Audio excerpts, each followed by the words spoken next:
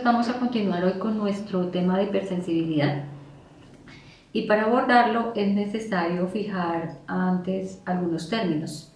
En primer lugar, lo que es el alergeno. El alergeno es una sustancia que induce una respuesta inmune de alergia o de hipersensibilidad en los individuos que son atópicos.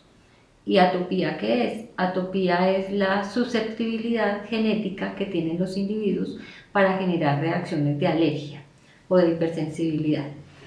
Reaginina es otro de los términos que se utilizan en este tema, y la reaginina es la misma inmunoglobulina E.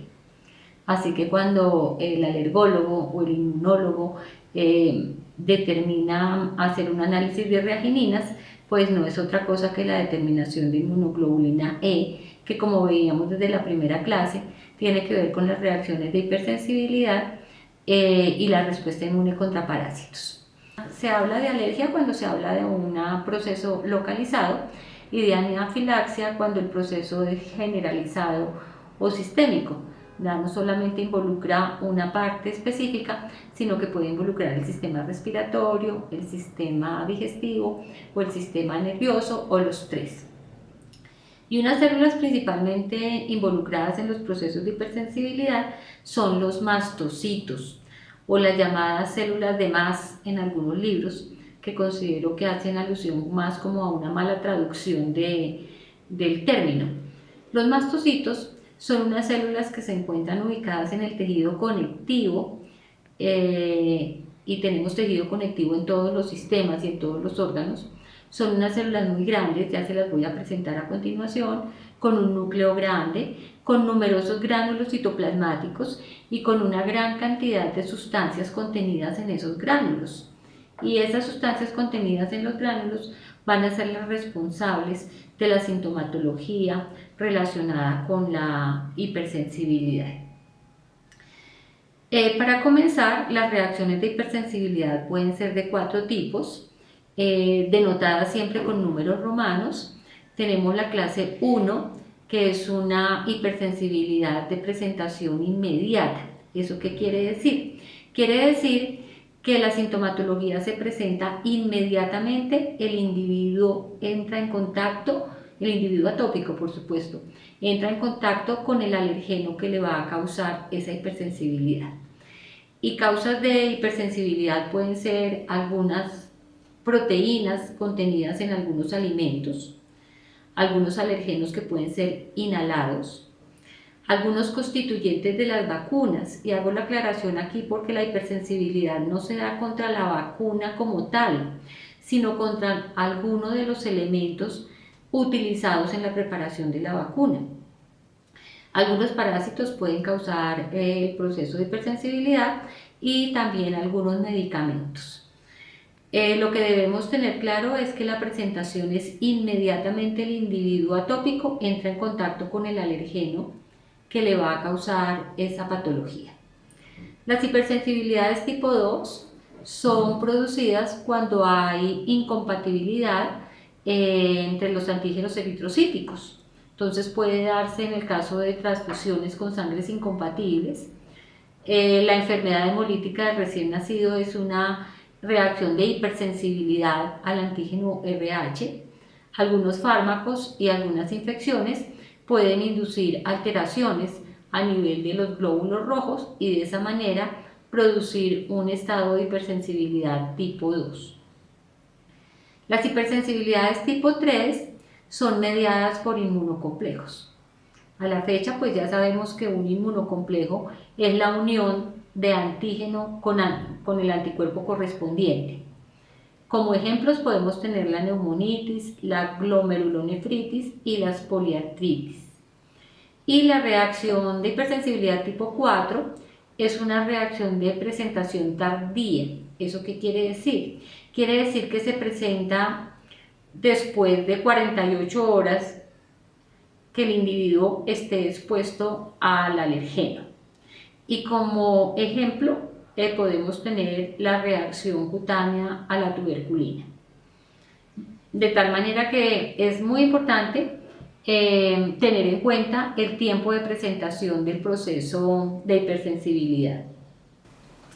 Todas reacciones de hipersensibilidad involucran tres procesos que se dan en forma secuencial. En primera instancia es la sensibilización, y ya habíamos dicho en una clase anterior que la sensibilización en términos inmunológicos es el primer contacto que tiene el individuo con el antígeno o con el alergeno en este caso.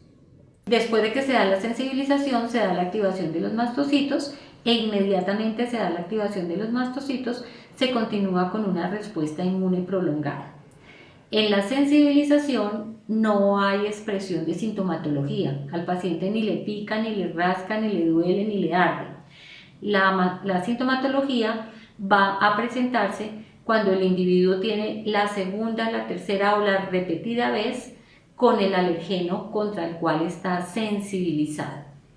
Y inmediatamente se da la activación de los mastocitos, pues sí se continúa con la respuesta inmune prolongada. Entonces veamos cómo se hace la sensibilización. Decíamos que es el primer contacto que tiene el individuo con el alergeno. Tenemos aquí el alergeno, tomado de la revista Investigación y Ciencia, denotado como esa bolita amarilla. La primera vez que el individuo atópico se expone a este alergeno, los linfocitos B de ese individuo van a sintetizar anticuerpos específicos contra ese alergeno. Y esos anticuerpos van a estar circulantes y van a unirse a los receptores correspondientes. Tenemos aquí el mastocito, fíjense que es una célula grande, con un núcleo grande, con numerosos gránulos citoplasmáticos y tiene la particularidad de expresar en la superficie receptores para la porción Fc de la inmunoglobulina E. ¿Eso qué quiere decir? Que lo único que puede llegar a unirse a ese receptor es la inmunoglobulina E por su receptor Fc. Igualmente los basófilos tienen también receptores para la misma porción de la inmunoglobulina, lo que quiere decir que el individuo sintetiza la molécula de inmunoglobulina E. Ese linfocito B ya sabemos que se transforma en célula plasmática. Cuando se transforma en célula plasmática libera los anticuerpos al exterior, al torrente sanguíneo, y una vez en torrente sanguíneo los anticuerpos se van a unir al receptor correspondiente. Eso es lo que sucede en una etapa de sensibilización. Creo que me omití esta parte donde entra el alergeno, entra el macrófago lo fragmenta en su interior y posteriormente se lo va a presentar a un linfocito T. El linfocito T produce interleuquina 4 y la interleuquina 4 va a favorecer o a facilitar que estos linfocitos B produzcan la inmunoglobulina E, que nuevamente va por torrente circulatorio y se va a unir a los receptores correspondientes en los mastocitos y en los basófilos. Y les insisto en que en esta etapa al paciente ni le pica, ni le arde, ni le duele, ni le rasca. Pero ¿qué pasa la segunda o la tercera o la repetida vez que se expone ese individuo que está sensibilizado al mismo alergeno? Fíjense cómo entra nuevamente el alergeno y ese alergeno va a ir a unirse a la inmunoglobulina E, que a su vez está pegada en la membrana de los mastocitos. Estos mastocitos tienen numerosos gránulos y todos estos gránulos son ricos en muchas sustancias, entre ellas principalmente la histamina. Cuando este antígeno se une por segunda vez, entra por segunda vez al individuo atópico y se une a la inmunoglobulina E, se dan una serie de cambios a nivel de la membrana del mastocito, que involucran la activación de muchas enzimas, la proteína quinasa C, la fosfolipasa C, se activan los canales de calcio, se produce inositol trifosfato y eso hace que esta célula degranule. Y entonces fíjense cómo en un proceso perfecto la membrana de esta célula se repliega, va como recogiendo el contenido de un gránulo, lo va llevando hacia la parte más externa de la célula y degranula. Eso quiere decir que la histamina que estaba dentro ahora está fuera Y aparte de eso, como también hay síntesis de metabolismo del ácido araquidónico, pues se producen prostaglandinas y leucotrienos que van a contribuir a la sintomatología de la histamina. También se producen otra serie de citoquinas que van a facilitar también la sintomatología de estos procesos. Inmediatamente se activa el mastocito, se da una respuesta inmune prolongada que involucra también a los basófilos. Recordemos que los basófilos también tienen adherida en su membrana la inmunoglobulina E. Esta célula también es muy rica en un contenido de histamina, se liberan todos los contenidos de los gránulos y eso va exacerbando la sintomatología. Entonces la sintomatología, como decíamos, pues puede ser localizada o puede ser sistémica.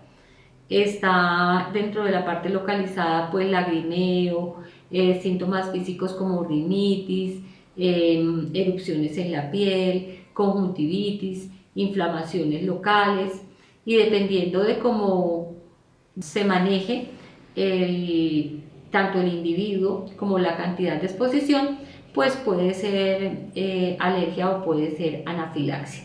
Aquí tenemos nuevamente los mastocitos, fíjense la cantidad de gránulos citoplasmáticos que tienen, la inmunoglobulina E ya está pegada en su membrana, después se activan y después nuevamente degranulan liberando la histamina.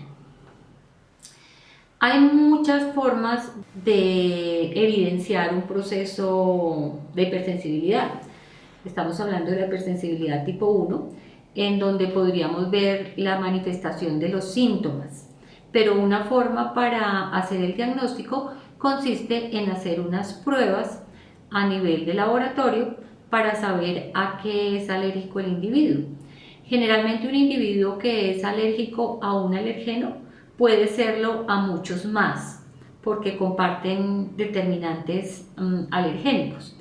La manera para hacer las pruebas entonces consiste en aplicar una batería de alergenos bien en la espalda o también puede hacerse en la parte del brazo. Generalmente se utilizan baterías como de mínimo 10 alergenos, se inocula el alergeno de forma intradérmica y en el sitio donde haya una reacción inflamatoria considerable como podría ser esta, el individuo va a ser positivo a ese alergeno. Lo que sucede es que normalmente son positivos a mucho más de un alergeno de la batería. Por acá podríamos tener otra reacción inflamatoria y por acá podríamos tener otra. Una vez que se tiene el diagnóstico, entonces el alergólogo o el inmunólogo le dice al individuo, bueno, usted es alérgico a la proteína de la leche, a las fragancias de los jabones, es alérgica a la proteína del maní, es alérgico a proteínas del pasto.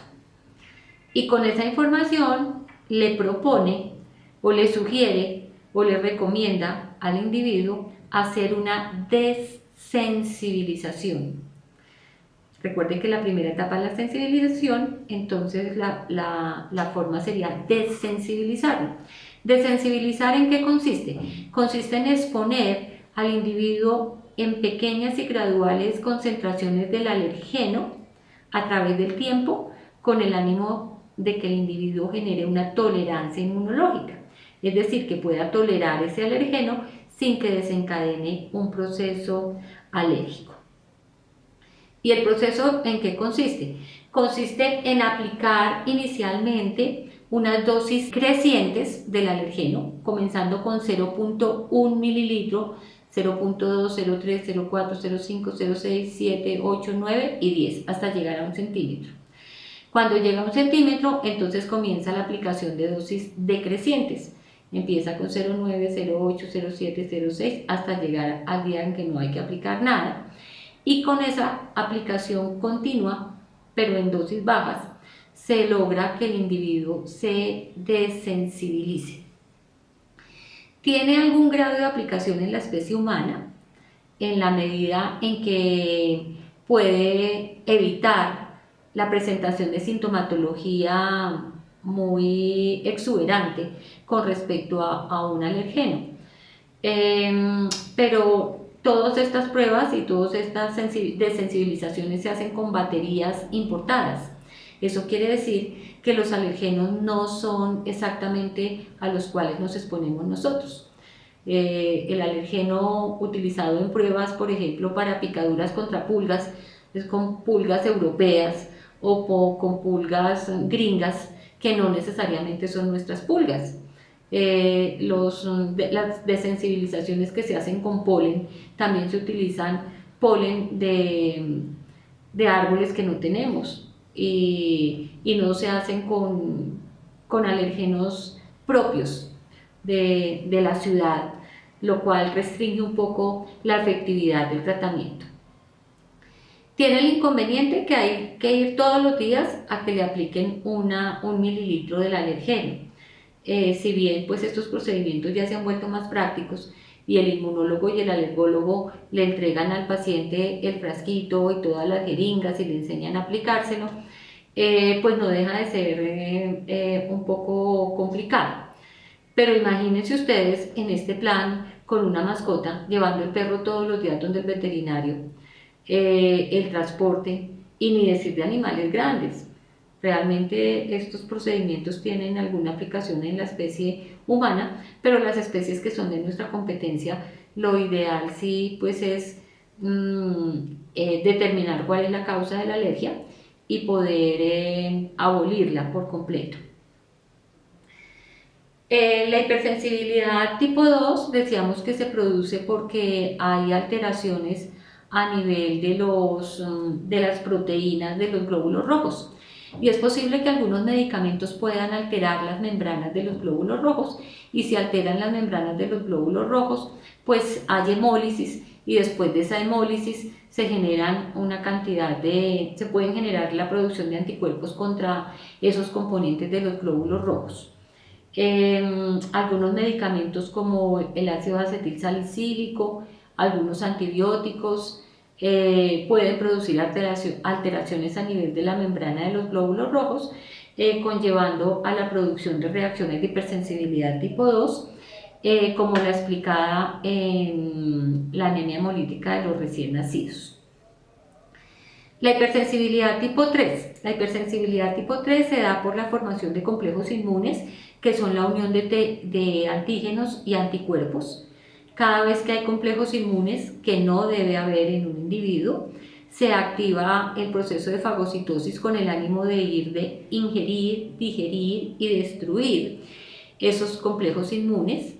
Llegan los neutrófilos al sitio donde están ubicados los complejos inmunes, que las partes más comunes de acumulación son las articulaciones, los glomérulos o las arterias. Y en esos sitios los neutrófilos degranulan sobre esos complejos inmunes, ejercen el proceso de fagocitosis, que ya lo conocemos en cuanto a la producción de radicales libres, y dependiendo de la cantidad de radicales libres generados, pues puede haber un daño tisular. Igualmente actuarían los macrófagos con la producción del óxido nítrico, que lo vimos como mecanismo inespecífico. Y de esta manera pues se generan muchos daños tisulares dependiendo de dónde estén ubicados los complejos. Una de las enfermedades representativas de hipersensibilidad tipo 3 es la enfermedad del suero, en donde hay antígeno circulante, anticuerpo circulante, se forma un inmunocomplejo. Esos complejos pueden ser solubles o pueden ser insolubles. Cuando son insolubles son eliminados por la línea celular monocito macrófago, pero cuando son solubles generalmente buscan un sitio en donde depositarse y se ubican principalmente en la capa íntima de las arterias, produciendo arteritis, en los glomérulos produciendo glomerulonefritis o en las sinovias produciendo artritis. Y la complejidad pues va a ser dependiendo de la cantidad de complejos inmunes que estén involucrados y de la cantidad de articulaciones que puedan estar involucradas. Como manejo médico, ¿qué se puede tener? Se puede tener, en el caso de hipersensibilidad tipo 1, un baño con agua tibia, no con agua caliente, porque el agua caliente puede activar más los mastocitos del tejido conectivo que está directamente debajo de la piel.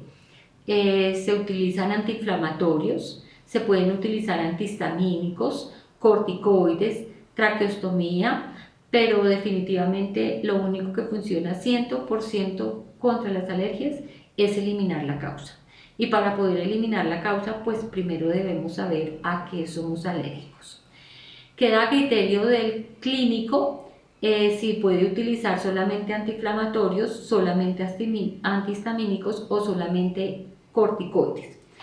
Un error que cometemos con frecuencia con el uso de los antihistamínicos es que al más mínimo síntoma de rinitis o de congestión nasal decimos, ah no, eso es alergia y me voy a tomar una loratadina o cualquier antihistamínico, y nos tomamos un antihistamínico o quizá dos, y como eso nos disminuye la sintomatología no volvemos a tomar.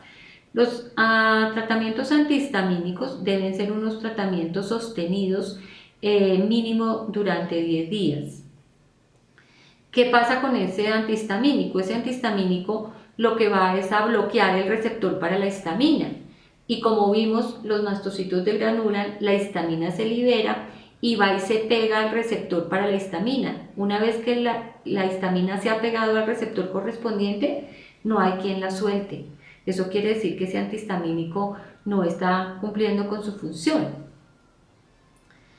Así que debemos ser muy cautelosos en el manejo de esos antihistamínicos para poderle dar un bienestar al individuo.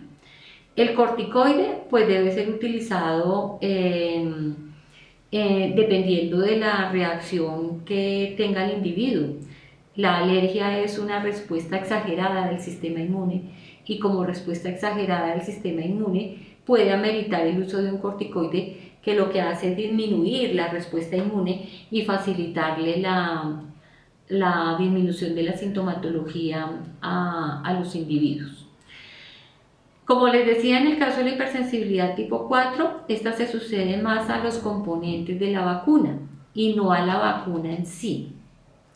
Es importante en los procesos de vacunación tener una historia de la presentación de reacciones de hipersensibilidad, tener disponible a mano antiinflamatorios, antihistamínicos y corticoides por si fuera necesario sacar a un animal de un shock anafiláctico. Son frecuentes también los procesos de hipersensibilidad tipo 1 a la picadura de abejas. En ese caso pues es importante que si somos alérgicos a ese alergeno, le comentemos a nuestro núcleo familiar y a nuestro núcleo de amigos para que en algún momento puedan ofrecernos atención en caso de que sea necesario. Hay que hacer una diferenciación con la dermatitis por contacto. La dermatitis por contacto generalmente se da cuando se tiene contacto con sustancias que pueden producir irritación e inflamación. Son muy frecuentes en perros y en equinos, al material metálico de donde se les sirve la comida y de los arneses en el caso de los equinos. Quizá uno de los materiales que más procesos produce de dermatitis es el níquel. Cuando normalmente los individuos de la especie humana decimos que somos alérgicos a la fantasía, no somos alérgicos, estamos desarrollando una dermatitis por contacto a la aleación principalmente de níquel que llevan todas las cositas que nos ponemos para adornarnos. La gran diferencia entre la dermatitis por contacto y la alergia o hipersensibilidad radica en que la dermatitis por contacto no involucra inmunoglobulina E, solamente involucra la activación de los mastocitos. Y esa activación de los mastocitos y la liberación principalmente de la histamina es lo que va a producir la sintomatología a nivel local. Con respecto a la dermatitis por contacto que se pueden generar en los pequeños por el contacto con los recipientes donde se les sirve la comida, pues es tan sencillo como determinar a qué es la dermatitis si es al metal, si es al plástico, y cambiarle la losa. Los equinos pueden hacer unas dermatitis muy grandes por el contacto de la piel con las partes metálicas de los arneses, y eso unido al sudor cuando se ejercitan durante mucho tiempo. Así que terminada la labor, pues debían ser sometidos a quitarles todos esos arneses, a darles o brindarles un baño con agua tibia, no caliente ni fría, porque puede activar los mastocitos y agravar el cuadro. Y decíamos que la hipersensibilidad tipo 4, el mejor ejemplo es la respuesta a la prueba de la tuberculina.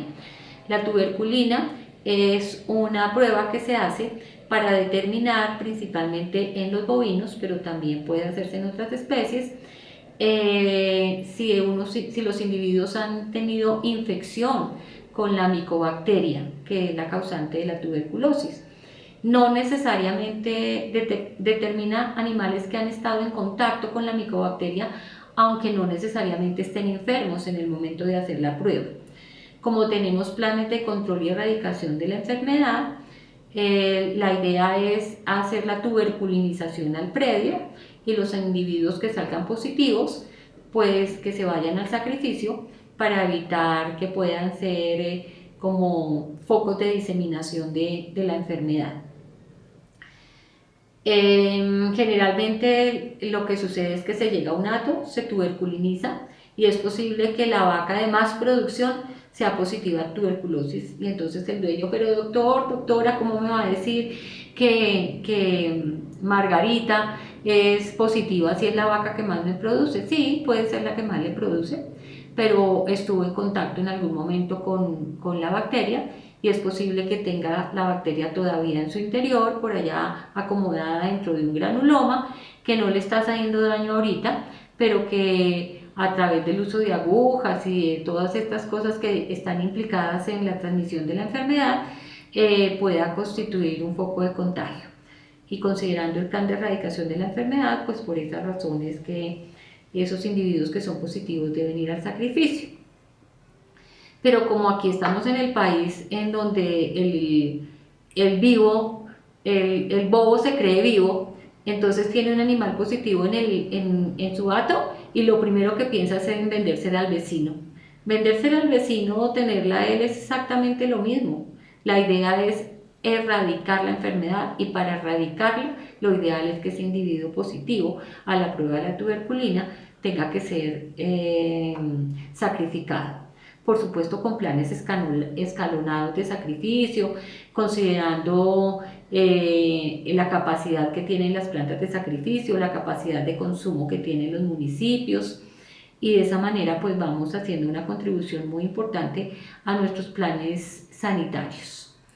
Creo que con esto podemos cerrar el tema de hipersensibilidad, y nos veremos en la siguiente clase.